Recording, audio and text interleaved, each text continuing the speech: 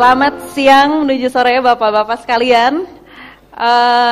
Sama seperti sesi sebelumnya, sesi ini saya akan melempar beberapa pertanyaan kepada Bapak-Bapak sekalian. Dan di sini tentunya kita menyambung sesi sesi sebelumnya ya, yang sebelumnya kita sudah mendiskusikan tentang sinergi antar kementerian gitu ya, salah satunya dalam hal data. Nah, di sini kita mungkin membicarakan lebih dalam lagi secara teknis implementasinya nanti seperti apa di kementerian masing-masing. Ini pertanyaan pertama ditujukan kepada Pak Priyanto dulu nih Pak. Saya ada 2 pertanyaan untuk Bapak. Yang pertama, apa saja prioritas dekarbonisasi industri dalam rencana pembangunan jangka menengah nasional atau RPJMN? Kemudian yang kedua, bagaimana Bappenas melihat peran regulasi atau kebijakan dalam mempercepat transisi menuju industri hijau di berbagai sektor? Silakan Pak. Cek. Ya, baik. Terima kasih Mbak Klorin. Bapak sekalian, Assalamualaikum warahmatullahi wabarakatuh. Selamat siang, terima kasih sudah mengizinkan kami hadir di dalam pertemuan ini. Terima kasih Pak Apit. Oke, jadi saya kira ada beberapa hal yang memang dekarbonisasi ini menjadi sangat penting ya, sehingga dalam konteks kita menuju pada net zero emission. Tadi saya kira di sesi sebelumnya sudah banyak diulas ya. Tetapi yang jelas kita sekarang kan mempunyai Undang-Undang 59 ya Mbak ya, tahun 2024 ya. Ini baru saja 2 hari lalu ditandatangani oleh Presiden terkait dengan rencana pembangunan jangka panjang nasional 2025 sampai 2045. Nah, di sini ada 2 agenda ya yang memang nanti mendukung dekarbonisasi. Yang pertama adalah penerapan ekonomi hijau ya. Ini sebagai suatu penyeimbang atau mungkin juga komplement ya, terkait dengan ekonomi linear ya. Yang kedua adalah resiliensi terhadap bencana. Ini juga saya kira menjadi suatu hal yang penting banget kita utamakan. Karena apa? Karena memang sekarang ini banyak sekali bencana akibat perubahan iklim. Dan perubahan iklim itu merujuk kepada tadi ya emisi apa ya itu dan seterusnya ya. Jadi akan ada keterkaitan di situ. Nah, yang sekarang pun sebenarnya kita juga sudah memfokuskan ya bagaimana strategi pengembangan industri hijau ini ya menjadi salah satu sektor prioritas ya di bawah kalau di bahasa perencanaan ini ya. Ini di bawah program pembangunan untuk rendah karbon. Ya, jadi ini beberapa hal yang tentu saja menjadi sektor prioritas untuk bagaimana nanti kita mendukung dekarbonisasi. Nah, strategi dekarbonisasi sendiri ya, ini yang kita sudah rumuskan di dalam program prioritas ekosistem ekonomi sirkular ini juga ada ini ya. Jadi ini menjadi salah satu kunci juga. Kita sudah meluncurkan peta jalan dan rencana aksi untuk ekonomi sirkular ya. Jadi ekonomi sirkular ini somehow juga pasnya sangat terkait nih dengan upaya dekarbonisasi. Tadi kita mendengar ya bahwa banyak sekali industri-industri atau bahkan usaha tambang yang memang sudah menerapkan bagaimana menggunakan input produksi yang sirkular. Nah, ini menjadi salah satu isu yang tentu saja sangat terkait dengan upaya dekarbonisasi tersebut. Nah, kemudian kalau bicara tentang apa sih peran Bappenas itu, saya kira memang kita sebagai salah satu regulator ya, upaya kita adalah memang mempercepat transisi untuk menuju industri hijau tadi ya. Tentu saja kita akan mendorong terus ya sinkronisasi dan penjelasan regulasi. Regulasi ini Mbak, kalau kita kemarin siapkan undang-undang untuk RPJP ini, kita sudah hyper regulation. Jadi regulasi ini somehow malah kadang-kadang mengikat kita ya, terlalu mengikat kita sehingga kita tidak bisa berkembang. Sehingga ini kita terus melakukan sinkronisasi ya, dan tentu saja termasuk juga nanti penyelarasannya ya. Ada banyak hal yang kita terus kerjakan di situ ya, baik di penurunan intensitas emisi gas rumah kaca ya, kemudian juga indeks ekonomi hijau ini juga kita coba kembangkan juga ya, kemudian juga yang menjadi salah satu sektor di dalam penurunan gas rumah kaca atau untuk net zero emission adalah juga terkait dengan misalnya pengurangan timbulan sampah. Ini juga menjadi hal yang menjadi prioritas kita.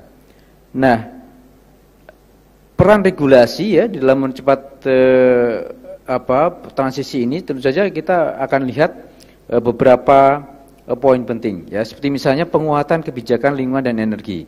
Ya, kita menekankan pentingnya regulasi yang tentu saja memperkuat pelaksanaan EBT ya, kemudian juga efisiensi di energi maupun juga pengelolaan limbah ya. Ini juga saya kira terus kita kembangkan. Termasuk mungkin juga kita akan melihat bagaimana rencana induk pengembangan industri nasional ini ya, yang kemudian mungkin perlu kita lihat revisit lagi ya. Kemudian ada hal lagi yang ini masih menjadi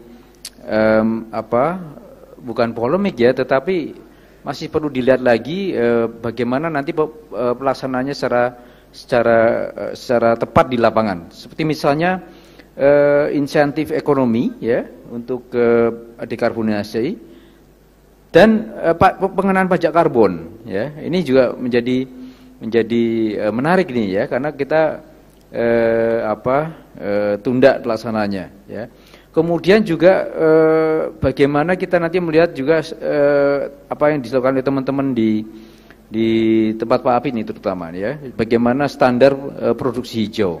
Ini juga regulasi yang nanti juga perlu kita lihat bagaimana standar hijau yang diperlukan, tapi juga nanti memastikan ya bahwa industri-industri itu juga tidak kebebanan dengan regulasi tersebut. Hal lain adalah percepatan pembangunan infrastruktur hijau. Ini juga saya kira sudah ada aturannya, tetapi memang mungkin perlu kita revisit lagi ya, terkait misalnya tentang kerjasama pemerintah dengan badan usaha dalam penyediaan infrastruktur. Ini juga mungkin kita perluas ya sebagai Perpres nomor 38 tahun 2015. Dan tentu saja perlu peningkatan kolaborasi ini antar sektor. Ya, ini juga saya kira menjadi isu yang dominan, karena kita melihat ini tidak mudah ya memecah silo ini. Ya, kita lihat memang ada banyak sekali, kalau di lapangan itu banyak sekali regulasi yang kadang-kadang justru menyulitkan ya, tidak memberikan environment yang cukup bagus bagi mereka. Ya. Nah, saya kira harmonisasi ini akan terus kita lakukan ya, termasuk juga nanti beberapa regulasi seperti misalnya terkait dengan pungutan karbon ya, ini coba nanti kita upayakan ya, termasuk juga bagaimana memberikan insentif dan disentif ya secara fiskal nih kepada para pelaku industri ya, dan utamanya juga mereka yang bekerja dalam sektor transisi energi. Saya kira itu Pak, mungkin beberapa hal yang kita akan terus dorong ya, terutama di dalam konteks tadi ya, mempercepat untuk penurunan emisi gas rumah kaca ya, yang cukup ambisius sebetulnya ya, target yang akan kita raih ya. Dan satu lagi tentu saja di dalam konteks penurunan emisi ini ya, kita juga akan terus meningkatkan ini indeks kualitas lingkungan hidup IKLH ya. Tadi saya kira Pak Sigit sudah sedikit menyinggung ya, dan ini teman-teman di parlemen alhamdulillah juga sangat concern ya terkait bagaimana IKLH ini terus kita perbaiki seiring dengan upaya penurunan emisi gas rumah kaca. Demikian mungkin Mbak Roy, terima kasih. Makasih Pak Prianto, sangat komprehensif. Tadi udah ada beberapa regulasi yang disebut ya Pak ya. Dan saya juga tertarik tadi di mana memang pesannya juga regulasi ini banyak gitu, tapi ada situasi juga hyper regulation sehingga itu juga harus diantisipasi dan mungkin diatasi gitu supaya para aktor-aktor terutama industri gitu yang memang ingin transisi tidak terhambat gitu ya Pak ya. Selanjutnya saya ada pertanyaan untuk Bapak Apit Pak. Ada 2 pertanyaan Pak. Jadi yang pertama, apa saja kebijakan yang telah diterapkan untuk mendorong adopsi teknologi hijau di sektor industri? Kemudian yang kedua, bagaimana strategi dan arah kebijakan Kementerian Perindustrian dalam mendorong transformasi industri hijau? Silakan Pak. Tes. Baik, terima kasih Bu Indah sebagai moderator. Saya mungkin menjawabnya langsung ngeblend aja ya 2 pertanyaan tersebut karena saling terkait. Nah mungkin perlu kami sampaikan dulu sebagai background nih Mbak Indah bahwa sektor industri kan saat ini memiliki berbagai macam target ya untuk terkait masalah isu sustainabilitas. Yang pertama target yang besarnya kami terlepas dari target NDC, Paris Agreement dan lain-lain, sebetulnya kami juga memetakan dan punya target dekarbonisasi sektor industri secara umum, Bu Indah, yaitu sesuai dengan amanat dari Undang-Undang Nomor 3 Tahun 2014 terkait industri hijau, di mana industri hijau itu pada prinsipnya adalah sebenarnya lebih banyak terkait dengan efisiensi sumber daya sebetulnya, itu yang paling utama gitu, baik itu dalam hal energi, raw material maupun dalam berbagai hal lain juga, termasuk sirkular ekonomi ini yang sangat berkaitan dengan tempat Pak Prianto. Nah di satu sisi itu kita punya target-target dekarbonisasi sektor industri yang terlepas dari target NDC. Lalu yang kedua ya memang kita ada push juga gitu ya, ada semacam akselerator target penurunan emisi ini melalui target NDC. Nah, di mana sektor industri memang punya amanat untuk menurunkan terkait dengan aspek energi, IPPU maupun limbah. Ini menjadi faktor akselerator lah kenapa sektor industri itu harus lebih cepat lagi diturunkan emisinya. Lalu juga terkait kebijakan, kami saat ini sedang menyusun ya bersama-sama teman-teman WRI dan mitra pembangunan lain ya dengan ISR dan berbagai mitra pembangunan lain, kami juga sedang menyusun roadmap dekarbonisasi sektor industri, ya baik itu secara umum untuk sektor industri secara keseluruhan maupun per subsektor industri prioritas yang sebagaimana tadi pagi sudah dibahas dan disampaikan oleh Pak Menteri. Lalu juga kami menyusun juga Pak saat ini Mbak Indah juga roadmap nilai ekonomi karbon terkait masalah tata laksana, mekanisme, dan timeline mungkin kapan kebijakan nilai ekonomi karbon ini akan segera diberlakukan, dan ini ada kaitannya juga dengan kebijakan nantinya pelaporan emisi GRK maupun pembatasan, ada batas atas emisi yang versinya versi sektor industri. Jadi kami saat ini sedang mereview juga ketentuan bahkan sampai ke masalah perdagangan karbon dan lain-lain yang sudah eksis di dunia ini seperti apa sih modelnya.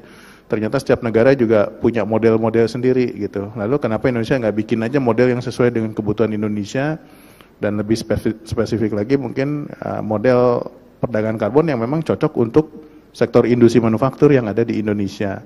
Ini yang sedang kami review, lesson learn dulu dari yang sudah ada, lalu kita cocokkan dengan yang kebutuhan yang ada di Indonesia. Nah, dalam waktu dekat terkait hal tersebut, atas instruksi Pak Menteri juga, ini mungkin dalam bulan ini kami akan mengeluarkan surat edaran kepada industri manufaktur yang mulai mewajibkan pelaporan emisi GRK. Nah, tapi kalau Pak Menteri maunya bukan cuma emisi GRK nih Bapak Ibu. Yang dilaporkan itu, kalau Pak Menteri bicara emisi, itu emisi GRK dan juga emisi gas buang. Jadi nanti itu akan menjadi wajib juga dalam sistem pelaporan yang harus dilaporkan ke SINAS. Nah sementara ini kewajiban tersebut bersifatnya memang mandatori, tapi juga masih self-assessment. Nanti kami akan memberikan atau menyusun guidelines bagaimana cara mengukurnya, bagaimana cara mengakuisisi datanya, dan bagaimana cara melaporkannya gitu kan. Kita sedang mereview berbagai standar pelaporan ya, baik itu ISO 14064 series misalnya untuk verifikasinya dengan JJ protokol ataupun dengan IPCC misalnya standarnya. Kita menyiapkan sistem pelaporan yang bisa compliance terhadap berbagai jenis pelaporan tadi gitu, berbagai sistem tadi. Nah, menyusuli dari kebijakan itu Bapak Ibu, ini mohon diantisipasi juga, mungkin di awal tahun 2025 Pak Menteri itu sudah memerintahkan juga bahwa kita akan mulai menetapkan batas atas emisi sektor industri. Dan ini tidak dibatasi hanya untuk 9 subsektor, tapi untuk semua sektor industri. Nah, ketika batas atas emisi ini diwajibkan, maka pelaporan pun selain mandatori juga harus terverifikasi. Jadi nanti saya bayangkan mulai tahun depan demand untuk verifikasi pelaporan, dan ini makanya pentingnya kami juga sedang mendirikan banyak sekali lembaga validasi dan verifikasi atau LVV, karena tahun depan demandnya akan melonjak, setiap perusahaan wajib memverifikasi emisi GRK-nya dan melaporkan ke SIINAS, Bapak Ibu. Terkait reward and punishment, tentunya itu akan menyusul juga dikaitkan dengan nilai ekonomi karbon, arahnya juga memang nanti akan ke arah perdagangan karbon ya, tapi mungkin tidak berbentuk perdagangan karbon yang konvensional seperti EU ETS misalnya yang sifatnya mandatori ya, dan jelas bukan voluntary carbon market, bukan yang sifatnya sukarela, dan nanti emisi yang dilihat itu yang wajib dilaporkan atau yang wajib memenuhi batas atas emisi adalah di level organisasi gitu nanti yang harus diverifikasi. Nah, lalu juga terkait perdagangan karbon tersebut nanti kita akan menyusun versi untuk sektor industri manufaktur khusus. Dan kami juga menyebutnya nanti sistemnya adalah Industrial Allowance Exchange. Nanti kita akan membuat kelembagaannya, kita membuat semacam mekanisme mirip dengan perdagangan karbon, tapi ini yang kita perjualbelikan adalah allowance-nya gitu ya. Atau kalau istilah yang berlaku sekarang mungkin PTBAE PU mungkin ya, di level pelaku usaha. Nah, tentunya Bapak Ibu berbagai kebijakan tersebut tadi juga di pidato Pak Menteri juga sudah disampaikan akan memaksa industri mau nggak mau harus menurunkan emisinya. Karena ketika industri itu sudah ditentukan allowance-nya berapa, lalu setelah diverifikasi level organisasi ternyata melebihi, maka itu dianggap deficit allowance, dan itu deficit allowance itu subject to penalty. Ini mungkin kalau di versi EU ETS atau di versi perdagangan karbon mandatori lainnya yang berlaku di dunia mirip dengan carbon tax. Tapi kami tidak menggunakan terminologi itu, kami menyebutnya penalti. Nanti bentuk penaltinya juga sedang disusun akan seperti apa. Dan penalti ini pun atau deficit allowance ini nantinya juga bisa di offset dengan cara membeli surplus allowance dari perusahaan yang lain. Jadi kalau ada perusahaan yang allowance-nya 100, ternyata pas diverifikasi di level organisasi, ternyata allowance-nya cuma 80. Nah, yang 20 ini adalah surplus allowance dan bisa dijual dengan harga melebihi dari allowance yang asalnya tadi, yang awal gitu. Jadi memang kalau saya cerita seperti ini, pasti banyak juga yang masih membayangkan ini akan seperti apa. Memang kita sedang menyusun regulasinya, dan kami juga sedang menyusun berbagai aspek infrastruktur pendukungnya ya, termasuk juga nanti sisi kelembagaan maupun mekanisme dan juga tata laksananya ya, bagaimana itu bisa mekanismenya itu bisa seolah-olah mirip dengan perdagangan karbon gitu. Padahal yang ini kita kemasannya adalah saring pertukaran allowance gitu. Nanti memang saat ini saya tidak bisa menjelaskan teknis lebih jauh ya. Sedang kami susun formulanya, namun itu hints gitu ya. Jadi Bapak Ibu pelaku industri tahun depan sudah siap-siap nih akan diberlakukan peraturan seperti itu, dan makanya sekali lagi itu akan creating demand sangat tinggi sekali untuk melakukan aktivitas penurunan emisi. Nah, tentunya seperti juga tadi disampaikan oleh Pak Menteri bahwa kebijakan kami kan ujung-ujungnya nanti akan memaksa industri untuk melakukan aksi mitigasi, menurunkan emisi. Dan itu akan nyambung ke cost gitu kan. Karena biaya transformasi itu sangat tinggi gitu. Tidak mungkin, mungkin nggak semua perusahaan mampu melakukan transformasi atau mengimplementasikan penurunan emisi. Nah, oleh karena itu kami juga memikirkan solusinya nih, Mbak Indah, bahwa kedepannya kita harus membantu industri itu supaya bisa bertransformasi. Kita bantu akses ke pembiayaan hijaunya seperti apa. Intinya arahan dari Pak Menteri, bagaimana caranya industri itu kalau mau bertransformasi tidak perlu keluar capex. Kan itu tantangan banget gitu, bagaimana caranya gitu. Orang mau beli solar panel ya pasti pakai uang gitu, mau pakai waste recovery technology ya pasti pakai capex juga. Nah itu challenge-nya di sana, kami sedang menyusun juga mekanismenya yang tadi Pak Menteri sudah sebutkan, ada kita mau membuat satu konsep namanya Green Industry Service Company. Tentunya ini sangat mirip dengan ESCO yang hanya bergerak di bidang energi, tapi kami juga punya key difference lah dengan ESCO. Kita juga sering berdiskusi dengan ESCO, di mana saat ini pun yang Energy Service Company juga baru sampai level audit gitu ya, belum ada yang sampai implementatif. Nah kita banyak lesson learn dari apa yang sudah dilakukan ESCO. Salah satunya adalah kaitannya dengan mitigasi resiko masalah pembiayaan hijau. Seringkali provider atau green financing provider itu juga memiliki resiko ketika mereka memberikan pembiayaan itu langsung ke industri, Mbak Indah. Karena industri seringkali kan namanya green loan ya atau green financing, suku bunganya kan rendah. Nah, nyampe ke industri ada aja yang nakal gitu.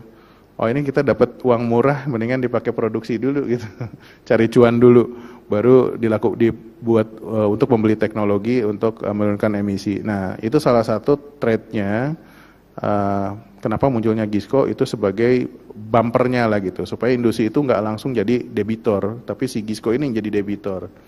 Lalu yang kedua alasannya kenapa harus menggunakan GISCO adalah seringkali green financing provider, khususnya yang berasal dari luar negeri ya, dari perbankan atau dari World Bank, misalnya dari ADB, dari EIB, itu mereka nggak mau menyalurkan biayanya, pemodalan itu atau green financing itu yang kecil-kecil.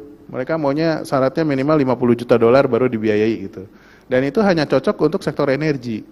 Sementara kebutuhan sektor industri kan nggak sebesar itu. Nah makanya peran GISCO ini nanti juga akan menjadi sebagai agregator. Jadi dia mengakses pendanaan hijau yang memang sifatnya multi-billion dollars. Nanti dia si GISCO menyalurkan itu ke proyek-proyek penurunan emisi atau mitigasi yang di sektor industri itu yang mungkin yang kecil-kecil gitu. Jadi kecil-kecil tapi banyak gitu kan, kalau diagregat jadi besar juga gitu. Nah ini kami juga sudah diskusi juga dengan teman-teman di PT SMI, mudah-mudahan ada yang hadir juga hari ini, juga dari BPDLH. Mereka tertarik juga untuk ikut bergabung menjadi salah satu green financing provider, tapi dengan syarat GISCO ini harus menjadi agregator. Dan juga nantinya jadi sebagai implementer juga gitu, bekerjasama dengan teknologi provider. Nah itu kita menyeimbangkan antara kebijakan-kebijakan pemerintah yang nantinya akan memaksa industri untuk bertransformasi dan mempunyai masalah dengan masalah pembiayaan ya, capex. Nah kita jawab solusinya, Anda nggak usah bingung solusi apa mengimplementasikannya, tinggal duduk manis saja, pakai GISCO gitu nanti menyelesaikannya. Jadi itu tanggung jawab, salah satu bentuk tanggung jawab kami ya dari sisi regulator, supaya apapun kebijakan yang kami keluarkan itu tujuannya bukan untuk merugikan atau membebani sektor industri. Tentunya dari sistem perdagangan karbon yang nanti kami susun sendiri akan terjadi nilai ekonomi juga di situ kan. Kayak seperti tadi saya sampaikan, satu perusahaan dia surplus gitu ya, karena setelah diverifikasi ternyata di bawah allowance, satu perusahaan di atas allowance itu kan bisa dijual tuh surplusnya ke perusahaan yang defisit dengan harga yang jauh lebih tinggi daripada ketika dia bayar allowance di awalnya itu. Misalnya dia di awal allowance-nya $4 misalnya, nanti surplusnya dia bisa jual di $5 ke atas gitu. Tapi begitu juga penalti ketika terjadi defisit allowance, dia harus bayar penalti yang harganya mungkin di atas $5 gitu. Jadi kita sedang merancang sistem itu, bagaimana caranya agar industri itu juga punya insentif, punya stimulus juga, dan punya motivasi untuk menurunkan emisi. Konteksnya kita tidak mau merugikan industri. Dan satu lagi Bapak Ibu, kebijakan kami selalu didasarkan dengan filosofi atau pemikiran bahwa kita bukan cuma mau menekankan aspek sustainabilitas dari suatu industri, tapi kami juga memikirkan sustainabilitas bisnisnya. Jadi jangan sampai Bapak Ibu menerapkan atau mengimplementasikan transformasi industri hijau ya, pasang solar panel lah, pasang waste heat recovery teknologi lah, pasang apapun itu gitu. Tapi besoknya bangkrut. Kan nggak lucu gitu ya Bapak Ibu ya. Jadi kami juga memikirkan itu. Makanya tema dari IGIS kali ini adalah transformation into greener industry. Jadi kami tidak menyarankan bahwa transformasi itu harus langsung ke kondisi ideal. Tapi transformasi itu bentuknya adalah perubahan yang continuous, menurunkan emisi setahap demi setahap, dan menjaga juga aspek bisnisnya gitu. Jangan sampai dia juga nggak bisa jualan, nggak bisa produksi gitu gara-gara mengejar penurunan emisi. Gitu. Ini harus balance, kita harus mencari titik optimumnya gitu. Nah mungkin selain itu saya mungkin tidak akan menjelaskan lebih panjang, tapi di luar konteks regulasi yang akan datang ini yang mungkin akan segera berlaku, kami juga Pak Prianto terkait sirkular ekonomi itu bagian dari sertifikat industri hijau ya, standar industri hijau. Kami juga selalu memikirkan Pak, nanti kita harus memikirkan bagaimana cara mengukur kesiapan industri terkait sirkular ekonomi, misalnya menyusun formulasi indeks sirkular ekonomi misalnya Pak. Jadi kita ngelihat satu angka, oh ini perusahaan udah siap apa belum atau sudah menerapkan atau belum. Lalu juga terkait kolaborasi, tadi di sesi sebelumnya sudah disinggung juga, karena sesi sebelumnya tentang kolaborasi, kami punya concern untuk mengkolaborasikan paling nggak 3 hal terkait substansi. Misalnya kami punya standar industri hijau, tadi di KLHK juga ada proper misalnya, ada eco-label, di ISDM mungkin saya belum bisa mention yang relevan apa, tapi untuk pelaporan misalnya di perindustrian punya SIINAS, tadi saya senang sekali dengerin Pak Haryo ya tadi dari ISDM, mirroring nggak apa-apa katanya, nah itu justru yang kita mau. Jadi kita mau mapping kebutuhan pelaporan di energi maupun di KLHK terkait aspek lingkungan, itu bisa dipenuhi dengan pelaporan melalui SIINAS. Jadi kami kedepannya nih Bapak Ibu visinya pelaku industri itu cukup lapor ke SIINAS saja. Nanti biarin sistem yang lain ya antar sistem aja yang bicara gitu. Tapi tentunya kami menyadari bahwa SIINAS-nya juga harus diperkaya dulu, harus dikuatkan dulu gitu supaya semua kebutuhan data yang diperlukan oleh sistem yang ada di POME maupun di Simpel misalnya itu bisa terpenuhi melalui SIINAS. Nah mungkin itu dulu Bu Indah sebagai pemantik, nanti kalau ada diskusi, hari ini tidak ada diskusi, mohon maaf, mungkin bisa ditanyakan melalui channel-channel yang kita siapkan ya. Terima kasih Bu Indah. Baik. Saya kembalikan. Baik, terima kasih Pak Apit penjelasannya. Kalau saya tangkap tadi ada 3 aspek gitu. Pertama regulasinya ini yang sedang disiapkan, jadi para industri mungkin siap-siapnya dari sekarang Pak ya, dari sekarang udah mulai siap-siap menghadapi regulasi yang akan datang. Tapi juga dipikirkan adaptability-nya lah ya Pak ya gitu. Jadi bagaimana dari Kementerian Perindustrian dan juga mungkin kementerian yang lain juga bisa ikut membimbing industrinya bisa bertransisi gitu. Salah satunya tadi ya dengan konsep GISCO. Kemudian yang terakhir adalah sustainability-nya ke depannya seperti apa dari segi bisnisnya, karena tujuan utamanya ya untuk meningkatkan si daya saing ini gitu dari si industrinya. Baik, kalau gitu saya bergeser ke Pak Wahyu. Tadi pas juga Pak Apit menyebutkan tentang nilai ekonomi karbon ya Pak ya. Ada 2 pertanyaan Pak. Jadi yang pertama, apa rencana kebijakan jangka panjang untuk mencapai emisi net zero di sektor industri dan bagaimana regulasi dapat mendukung tujuan ini gitu dari perspektif KLHK. Kemudian yang kedua, bagaimana upaya dari KLHK untuk mendorong penerapan nilai ekonomi karbon di sektor industri agar sejalan dengan target nasional, dalam hal ini target iklim, namun tetap memperhatikan daya saing industri itu sendiri. Silakan Pak. Baik, terima kasih atas waktu yang diberikan pada saya. Terima kasih juga kami sudah diundang dalam forum yang sangat bagus ini, Pak Apit.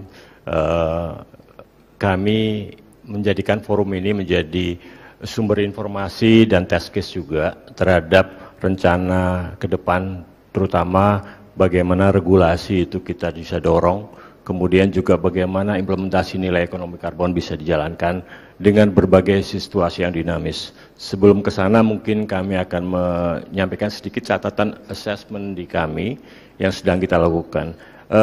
Dari sisi pemerintah, positioning National Focal Point kelihatannya regulasinya sudah sangat kuat ya. Tetapi tadi kami menyambut juga respon baik dari Pak Prianto bahwa mungkin apakah kita over regulated atau ada situasi yang mungkin kita perlu assess dulu. Dari assessment kami ada beberapa titik memang over regulated, ada beberapa titik di mana itu ada gap yang cukup besar. Dan bagaimana ini bisa dikondisikan dulu. Ini catatan kami bagaimana kita bekerja nanti kolaborasi yang tadi disampaikan juga dari sesi pertama, kemudian Pak Prianto dan Pak Apit juga bagaimana kita mensiasati itu. Posisinya seperti itu. Kemudian ada situasional bahwa komitmen global Indonesia kepada komitmen itu sifatnya mandatori. Itu. Kemudian kalau kita potret situasi regulasi ini kepada apa yang terjadi dari sisi mitra kita di industri, di energi, dan 5 sektor yang lainnya. Apalagi kalau kita mereverse pada rencana menambah 1 sektor baru di NDC, second NDC ke depan. Ini menambah hal yang harus kita assess dulu. Dari kecepatan implementasi, kalau boleh saya katakan, perdagangan karbon ini tidak 5 tahun terakhir sebetulnya, sudah belasan tahun terakhir kita juga sudah punya itu. Nah, adjustment ini juga kita harus consider sebetulnya dalam rangka bagaimana menerapkan implementasi atau mendorong regulasi ini lebih cepat bergerak, kemudian lebih efisien. Kami setuju sekali, tidak sulit dan murah hasilnya. Ini catatan kami yang harus kita pikirkan ke depan.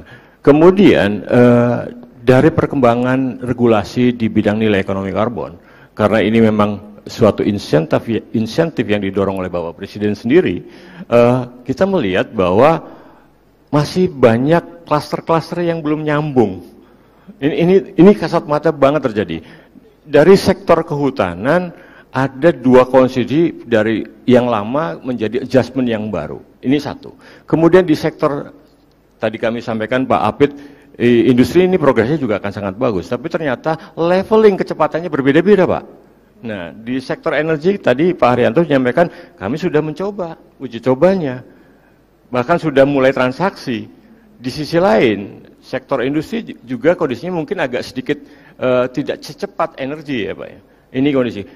Bagaimana dengan sektor agriculture? Bagaimana dengan sektor limbah? Masing-masing punya aturan kondisional yang harus di-adjust. Ini yang harus kita lihat.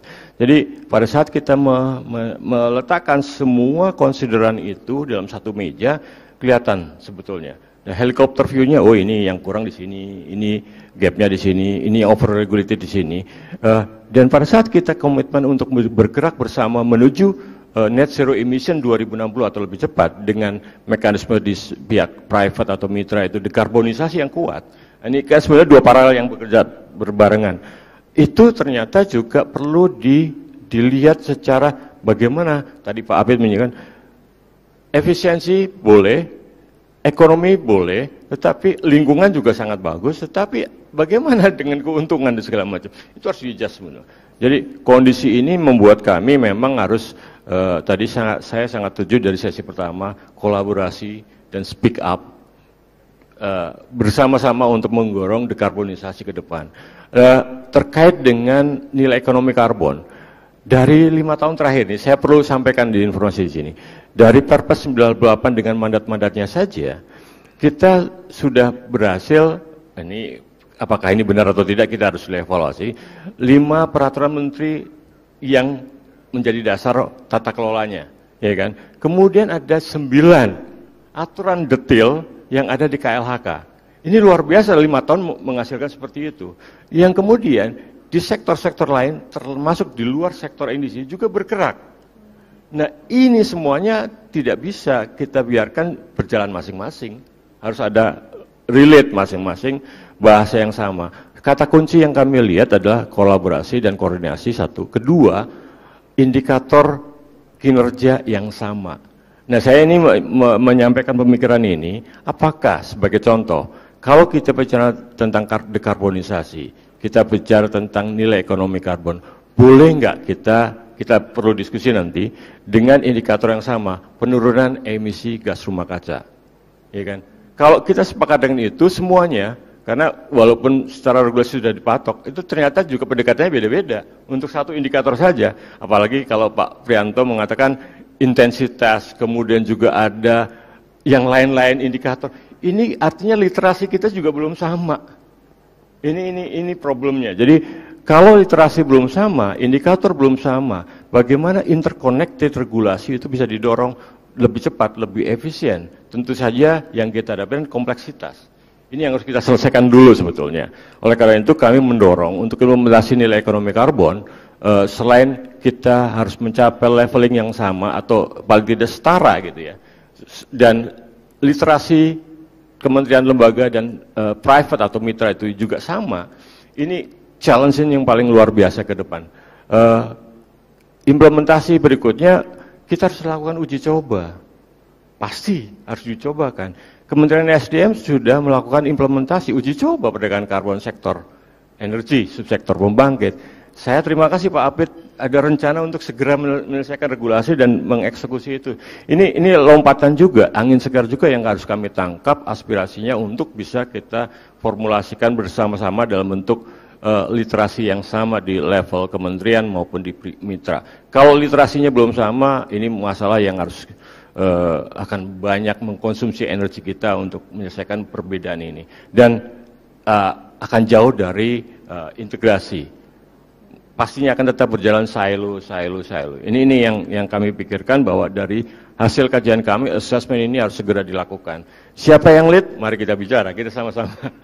Itu yang perlu untuk memperkuat insentif berupa implementasi nilai ekonomi karbon. Kami tidak bicara dari sisi KLHK saja, tapi keseluruhan proses ini. Belum lagi kalau kita bicara bagaimana strengthening uji coba pasar karbon di bursa karbon. Bagaimana mengadjust international trading yang ini diharapkan untuk bisa menciptakan hilirisasi, diversifikasi pembiayaan. Ini penting sekali buat ke depan. Kami juga bicara dengan Kementerian Keuangan bagaimana pungutan atas karbon bisa diformulasikan secara lebih tepat. Tepat sekali tidak. Pasti ada proses untuk jalan ke sana. Kemudian bagaimana blended finance untuk proses hilirisasi. Kami tahu dari Kementerian Perindustrian untuk green industry butuh modal tadi. Tapi leveling di sebagai contoh di energi dengan industri, dengan agriculture, apalagi dengan forest, tentu saja investasinya akan beda. Ini situasinya dan peta ini harus kita duduk bareng, kita petakan bersama-sama, kita komunikasikan, mari kita tepat apa yang harus kita lakukan. Jadi kata kuncinya adalah literasi sama antara private dengan kita, kemudian indikator yang pendekatannya mirip atau setara, dengan kalau kita bicara A ya artinya diterjemahkan A, bukan A plus B plus C plus D, bukan itu.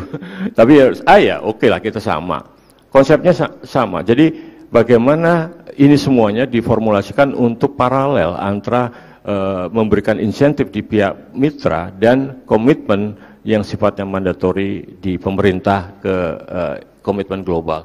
Ini PR bersama Bapak Ibu sekalian, dari kami menyambut baik, mari kita lakukan kolaborasi dan menetapkan indikator yang sama sehingga kita bisa bergerak mencapai 2060 atau kalau di industri 2050 ya Pak ya, untuk green industry. Demikian dari kami, terima kasih.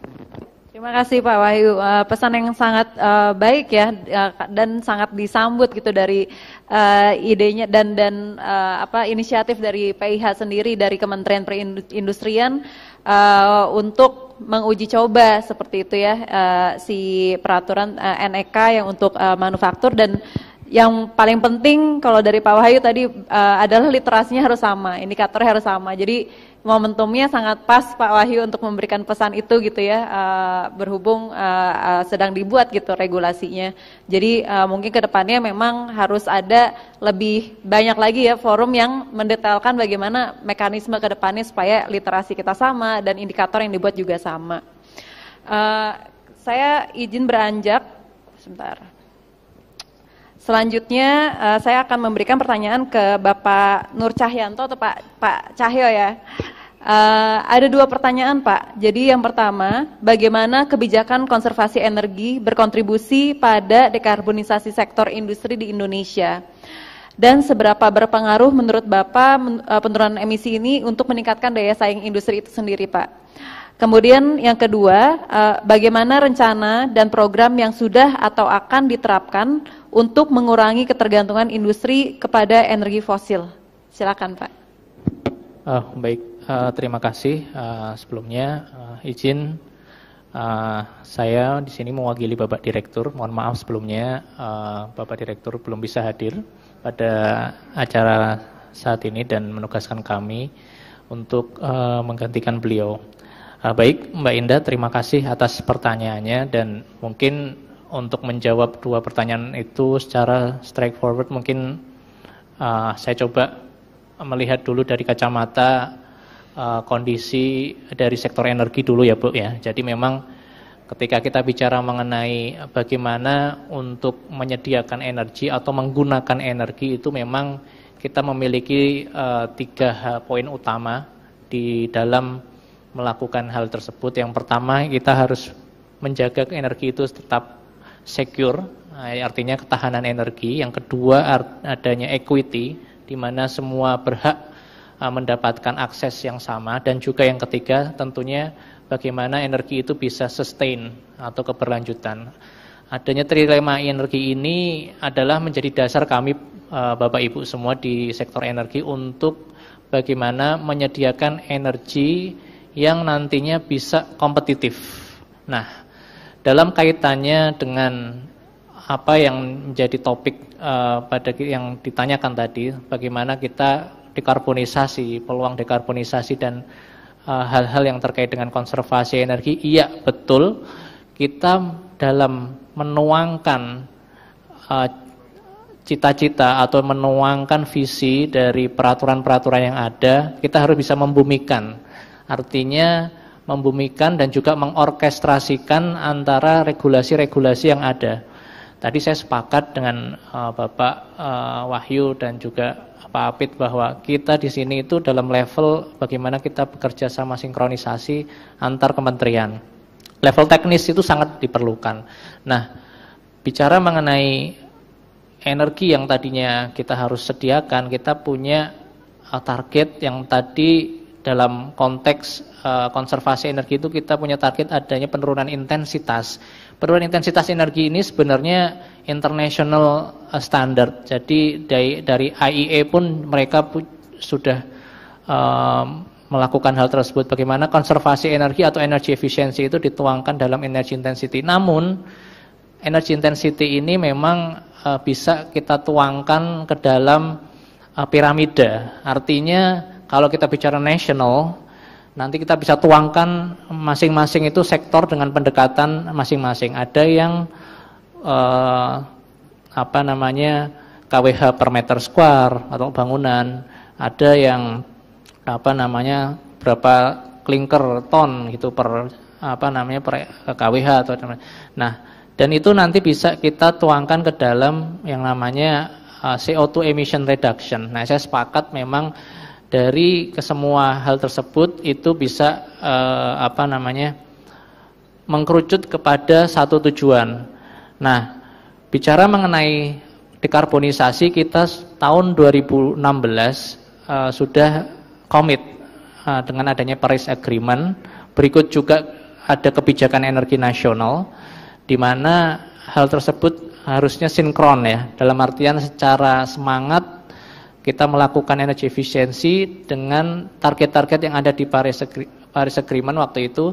5 tahun kemudian, saya merasa melihat ini ada 5 tahunan cycle yang itu bisa selalu itu menjadi peningkatan target. 5 tahun kemudian ada enhanced NDC, di mana tadi sudah disampaikan bahwa energy efficiency ini memiliki pengaruh yang luar biasa. Tidak main-main 37% dari total 358 juta ton CO2 emission reduction itu harus kita kejar sampai tahun 2030. Nah, ini adalah hal yang signifikan sekali bagi kami di Kementerian SDM untuk menerjemahkan bagaimana upaya dekarbonisasi ini di semua sektor yang khususnya mengkonsumsi energi. Bicara mengenai energi, bicara mengenai sektor, kita sebenarnya lintas sektor. Kalau tema di saat ini kita bicara mengenai industri, tapi industri itu sebenarnya juga bisa lintas sektor. Kita bicara mengenai industri, bagaimana industri menyiapkan kendaraan listrik untuk sektor transportasi misalnya. Nah, kita punya target memang di dalam Kementerian SDM ini memiliki target-target yang dibagi per sektor-sektor. Yang pertama, kita harus bisa membicarakan mengenai energy management. Energy management itu sebenarnya semua bisa melakukan, baik di industri, kemudian di power sector, dan kemudian juga bisa itu dilakukan dengan adanya operasional baik itu di transport. Nah, adanya target-target seperti manajemen energi ini juga sudah diperkuat dengan adanya peraturan pemerintah nomor 33 tahun 2023 yang lalu, di mana threshold ini yang kemarin kita coba untuk perluas. Artinya tidak hanya sektor industri yang 6.000 kita coba tingkatkan menjadi kita turunkan menjadi 4.000 TOE. Artinya itu memperbanyak industri yang tadi disampaikan oleh Pak Haryanto, bahwa kalau di hitungan kami tidak kurang dari 135 industri itu bertambah gitu untuk melakukan kegiatan manajemen energi. Itu yang pertama. Lalu kemudian bagaimana sektor lain, kan pertanyaannya seperti itu. Nah, sektor lain juga kita coba encourage, kita dorong, seperti sektor bangunan, kemudian sektor transportasi yang kita lakukan. Nah, itu akan menjadi hal yang sangat sangat bisa untuk mendorong upaya tadi pencapaian penurunan emisi ke depannya. Selain itu, kita bicara mengenai industri dalam sebuah ekosistem. Nah, Kementerian SDM tentunya untuk mempersiapkan energi manajemen itu kan tidak hanya kita tiba-tiba melakukan mandatori, tapi ada beberapa hal yang kita selalu persiapkan. Yang pertama, ekosistemnya adanya bagaimana manajernya, bagaimana auditornya, apakah selama ini sudah siap atau belum, auditor ini sudah cukup atau belum untuk melakukan audit di seluruh industri. Nah, ini yang kita dorong dengan adanya mungkin sertifikasi manajer, sertifikasi auditor, dan juga satu hal yang menarik adalah bagaimana energy efficiency atau konservasi energi ini juga bisa dilakukan MNV.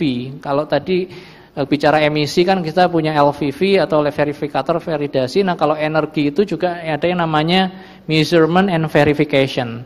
Nah, ini secara teknis kita sedang persiapkan, karena di PP 33 2023 itu juga diamanahkan bagaimana MNV ini nanti akan bisa mensupport jasa penunjang, usaha jasa penunjang atau ESCO itu akan tumbuh gitu kan.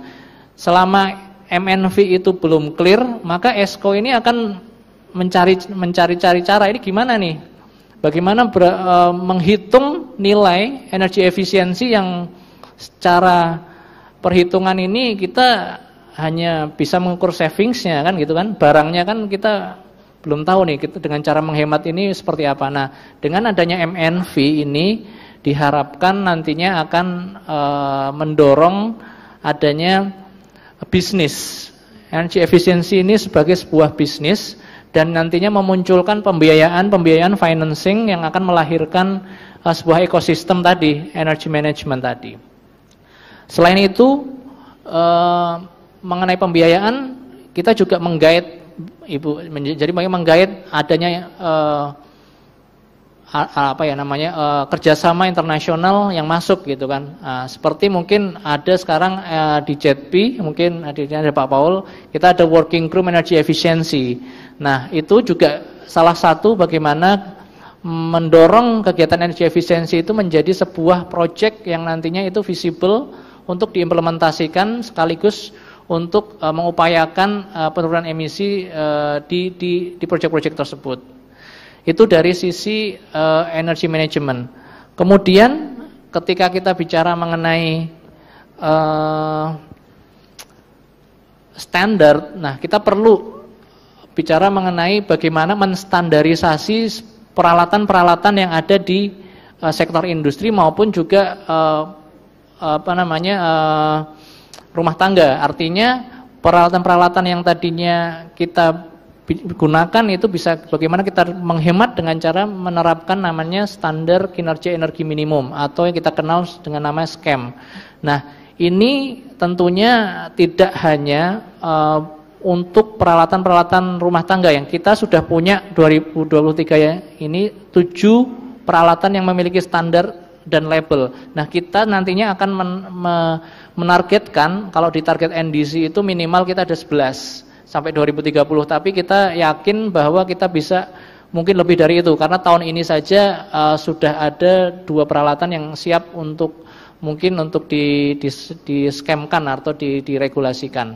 Nah, dari itu semua kita berupaya Mbak Indah bagaimana melakukan dan mensinergikan semua upaya tersebut ke dalam sebuah orkestra lah. Saya bilang bagaimana kita meregulasi ini, kemudian kerjasama internasional kita guide dan juga usaha-usaha koordinasi dan diskusi mengenai target-target tersebut.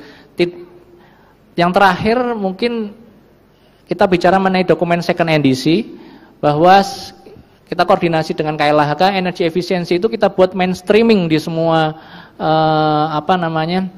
subsektor ya. Kita ada petroleum, kemudian ada di refinery dan lain sebagainya. Itu bagaimana mereka di dokumen draft second NDC itu kegiatan energi efisiensi itu menjadi hal yang ditaruh di situ semua.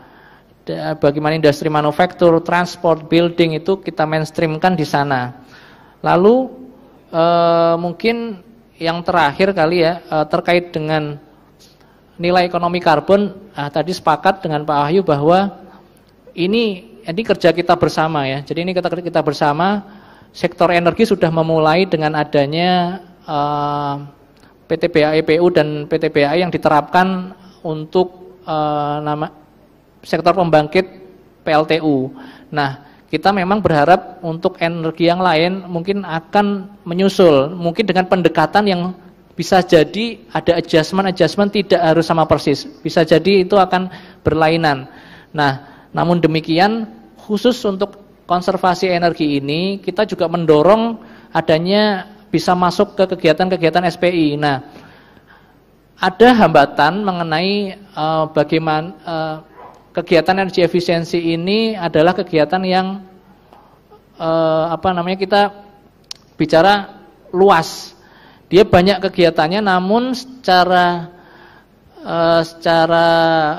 cost itu dia kecil-kecil gitu, scattered gitu. Tapi dia sebenarnya kalau dikumpulkan banyak. Nah, sedangkan ada biaya untuk melakukan LVV itu cukup tinggi. Nah, sehingga ini yang menjadi hal yang mungkin mengganjal dari kegiatan-kegiatan energi efisiensi selama ini. Nah, baru-baru ini kita sudah melakukan koordinasi dan kolaborasi dengan KLHK, dengan BPDLH untuk ada dana semacam catalytic fund yang itu juga bisa mendorong untuk kegiatan-kegiatan yang sifatnya itu project energy efficiency base gitu kan. Nah, ini cukup menarik bagi para pelaku industri. Nah, ini yang akan kita dorong terus sehingga nanti iklim dari kegiatan-kegiatan konservasi ini terbentuk sehingga nilai ekonomi karbon itu akan berjalan dengan baik gitu, sesuai market. Ada yang surplus, ada yang defisit dan ada yang offset sehingga itu bisa saling jual beli di pasar gitu.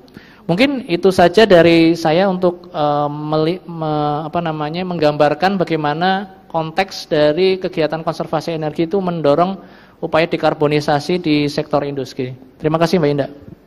Oke, baik, terima kasih Pak Cahyo. Ini banyak sekali remarks yang sebenarnya sangat positif ya, dan sangat memberikan celah bahwa ke depan itu banyak improvement yang akan dilakukan gitu. Ini sudah dimulai dari yang PP 33 seperti itu ya. Dan tadi juga ada tentang terkait scam juga ada gitu. Jadi harapannya memang adopsi teknologi yang mendukung efisiensi energinya itu juga semakin meningkat gitu ya Pak ya di kalangan para industri. Kita masih punya 4 menit sebenarnya. Jadi di sini saya mau mempersilahkan gitu ya, mungkin kepada bapak-bapak yang ingin mau memberikan tanggapan gitu. Mungkin dari Pak Apit selaku tuan rumah Pak, kalau misalnya ada tanggapan lebih lanjut Pak, silakan. Mbak Indah tahu aja saya mau nanggapin. Baik, terima kasih bapak-bapak narasumber. Tadi saya ingin sedikit berkomentar saja Pak dengan yang disampaikan Pak Wahyu. Pada prinsipnya bahwa saat ini kebijakan terkait ekonomi karbon ini sangat fragmented ya Pak ya, masih di tahap sektoral lah gitu, masing-masing masih asik sendiri gitu ya. Ya memang itu bagian dari proses sih kami melihatnya Pak, bahwa nantinya tentunya harus berevolusi menjadi di level nasional, ada single authority misalnya.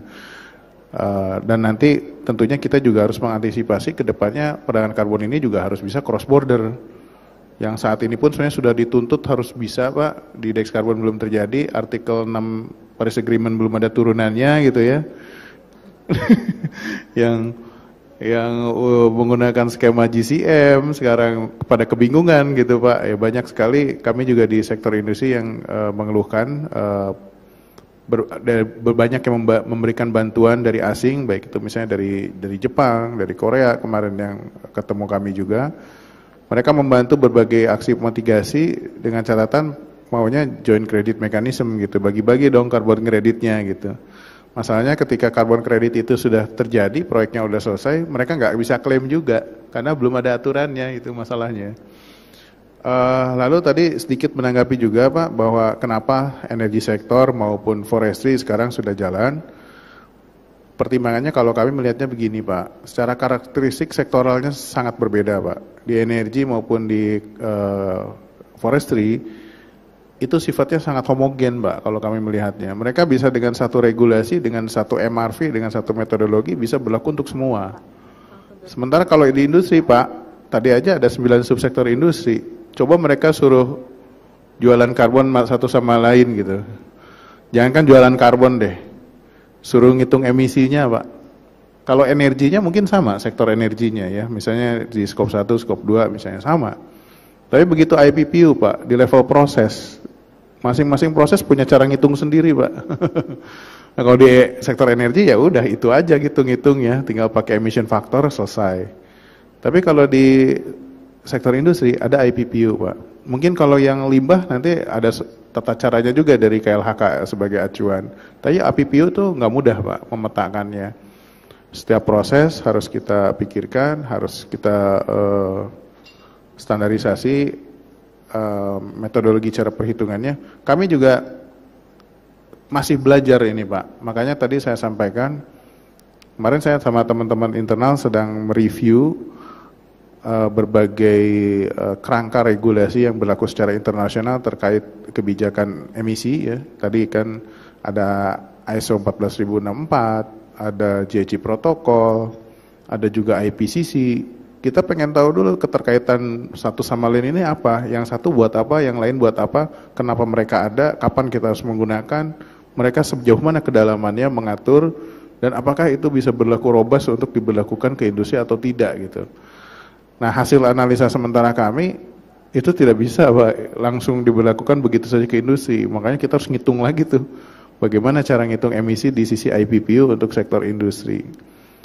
Nah itulah mungkin kami bukan membela diri, tapi memang itu yang membuat kami kesulitan Pak saat ini. Dan mungkin nanti kita tadi itu Pak saya sepakat kita perlu kolaborasi mungkin dari KLHK maupun ISDM bisa berbagi pengalaman bagaimana cara mensolusikannya ke depannya. Terima kasih Bu Indah. Silakan Pak. Saya tadi minta 2 menit atau less. Jadi gini Bapak, ini sebetulnya isu yang klasik ya, bahwa silo kita itu memang masih kuat. Di 20 tahun ke depan untuk perencanaannya, kita sudah berusaha untuk mengikat nih dalam suatu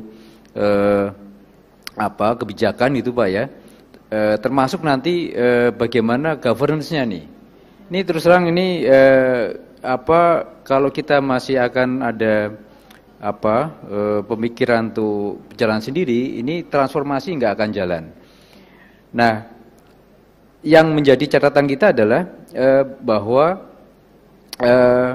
ekonomi hijau itu menjadi salah satu penggerak ekonomi kita ya ke depan. Apalagi kita bicara masalah 2045 menuju Indonesia emas dengan tingkat pendapatan setara dengan negara maju ya. Nah, ini saya kira ekonomi hijau akan kita kerjakan dalam beberapa strategi ya. Nah, ini kita harapkan nanti Pak di RPJM, ini sekarang kita lagi garap RPJM. Jadi kami harapkan tidak ada lagi nanti itu tadi pemikiran bahwa kita masih punya kebijakan tersendiri gitu loh. Nah, khusus dekarbonisasi ini sebetulnya kan dari sektor industri saja ini mampu bisa hampir 40% sebenarnya Pak untuk mengurangi emisi ya Pak ya. Asal kita benar-benar bisa menerapkan ekonomi sirkular. Karena tiga indikator, pertama adalah terkait dengan input yang sirkular, kemudian daya daurnya ya, sama daya gunanya. Nah, ini semua bisa menurunkan sebenarnya Pak penggunaan material ya yang intinya menyebabkan emisi. Hampir juga sekitar 29%. Ya, ini angka-angka yang memang kita juga olah berdasarkan referensi global. Jadi saya kira teman-teman Kementerian Perindustrian, khususnya di tempat Pak Apit ini sebenarnya sangat besar sekali Pak kontribusinya. Bila mana kita bisa mengelola industri hijau ini ya dengan segala instrumen tadi yang Pak Apit sudah sampaikan. Ya, asal kita benar-benar ini tumak ninah nih Pak, ya mengerjakannya mungkin dengan sungguh hati. Ini saya kira insya Allah lah, kalau menurut saya target net zero emission ya dengan segala impactnya kepada sektor lain ini akan bisa dicapai gitu ya Mbak. Saya kira itu Mbak, terima kasih. Terima kasih Pak, remarks yang menarik tentang ekonomi sirkular ini yang saya yakin para industri juga sudah mulai melihat ke arah sana ya Pak ya. Oke, waktunya sudah habis. Ini saya juga tidak akan menyimpulkan karena terlalu banyak poin-poin yang sangat penting gitu ya, untuk sayang kalau diringkas gitu. Jadi saya hanya ingin mengucapkan terima kasih banyak kepada 4 narasumber kita hari ini. Mari kita berikan tepuk tangan yang meriah.